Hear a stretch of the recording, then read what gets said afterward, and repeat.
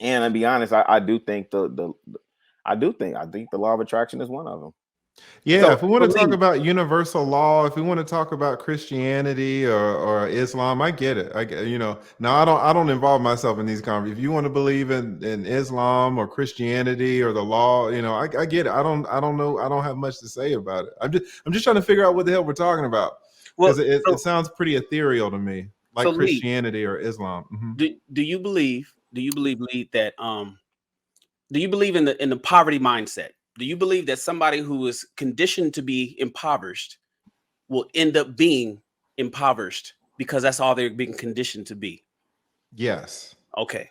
So, do you believe that somebody who believes in success and all they ever saw was success from childhood and all they ever seen it is probably destined to be more successful in their life? On average, yes. Got it. Right. Because it's environment matters, right? And so like the law of attraction, it dictates whatever you can imagine and held in your mind's eye is achievable. And so like I found this part in the book that I read yesterday morning. Right. I'm gonna just read this to you real quick. One of the main weaknesses of mankind is the average man's familiarity with the word impossible. Just the humankind's word with impossible. Men know all the rules of which won't work. Men know all the rules which will not work. He knows all the things which he cannot do and cannot be done. Right? This particular book was written for those who seek the rules, who have made others successful and are willing to take everything on those rules.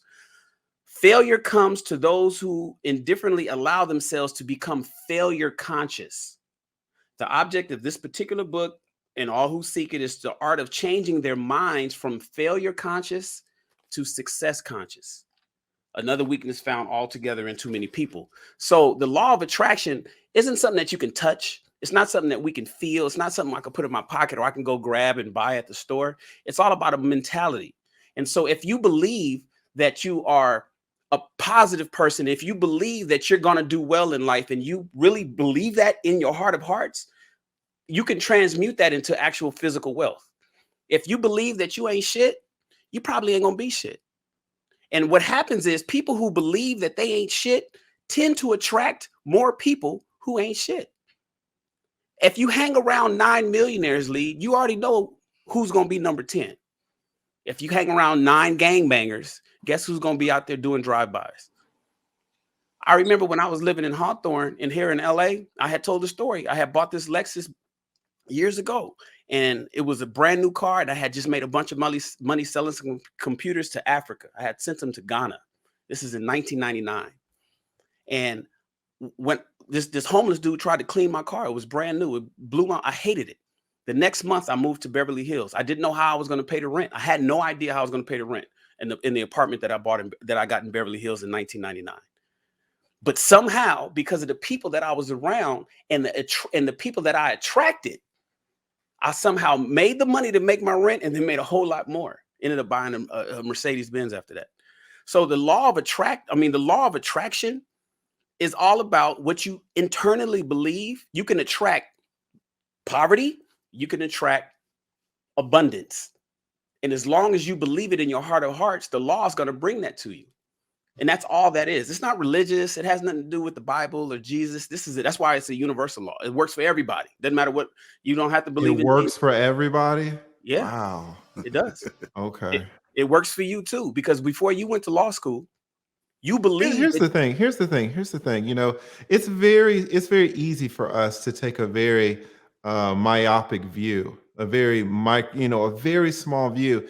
They call it, you hear the word like white privilege, right? The term white privilege. Now, to be honest, there's a lot of privilege, and one of the privilege that everybody sitting up here has is like an American privilege, right? And you can be in America with American privilege and not realize that there are other countries, right? You cannot realize what the hell's going on in Venezuela. You cannot realize what's going on in El Salvador. You cannot realize what's going on in Congo. And you're thinking, oh, in this whole world, if you just believe, it'll happen. Not realizing that the laws that we're talking about over there, a 6-month old in Honduras that's dying, starvation, right? I think Dave Chappelle talked about this over in Africa, a 4-month old wanting chicken. Oh, it's gonna be chicken. right? And then he's dead the next day of starvation, right? The brothers over there in Venezuela that are all locked up, 7 years, 10 years in prison, no trial, no jury, no nothing. They just locked up. I'm going to be successful, right? When you say, Shan, that's why I had to call it out. You're like, oh, this works for everybody. It doesn't. Now, maybe you can say in the best nation on the earth, you got more of a possibility in the best nation on the planet. But I wouldn't call that a truth if that's the standard. If you got to put this truth in the best nation on the planet for it to work, most of the time, I'm not, I don't believe in that. Right? I mean, if it's a real truth, 2 + 2 is 4 in Venezuela. 2 + 2 is 4 in Mexico City. 2 + 2 is 4 in the Congo. But, take your law of attraction to the Congo and Mexico City and Venezuela and see if it always holds up. It's not going to always hold up. But don't you think that relationships doesn't have to do with perspective as well? Because listen, and that's what I asked before. What I consider success here in Los Angeles is not necessarily what somebody in the Congo considers success. But in the Congo, success is relative to the people to the Congolese. It's relative to the people that live there. So exactly, don't you think he may not see fancy houses and cars and central AC and clean running water as success, but whatever he sees in the Congo as success versus somebody who also is in the Congo as failure, they could still believe that whatever they're thinking is going to give them that successful mindset. Exactly. And that's why I think it's bullshit, because you can have a boy in the Congo at 6 years old, 8 years old. He's given an AK-47, and now he's a child soldier with all the other ones, and he makes it to 10. But, he made it to 10, which is a success because sometimes they die at 8. Right. But I mean, that's your law of attraction. That the boy made it to 10 with the AK-47. But Lead, you're comparing it to a completely different perspective. You can't compare two different perspectives. No, I'm asking you. I put it in the Congo. I'm saying, yes, he made it. He made it to 10 when he should have died at 8. That's success. Lead, when I was because I've been to Africa. I did 2 tours in Somalia. I know what it's like to. I had my mother. I had my mother sending me. My mother used to send me white socks. I told her to go to Target. This is in 1993.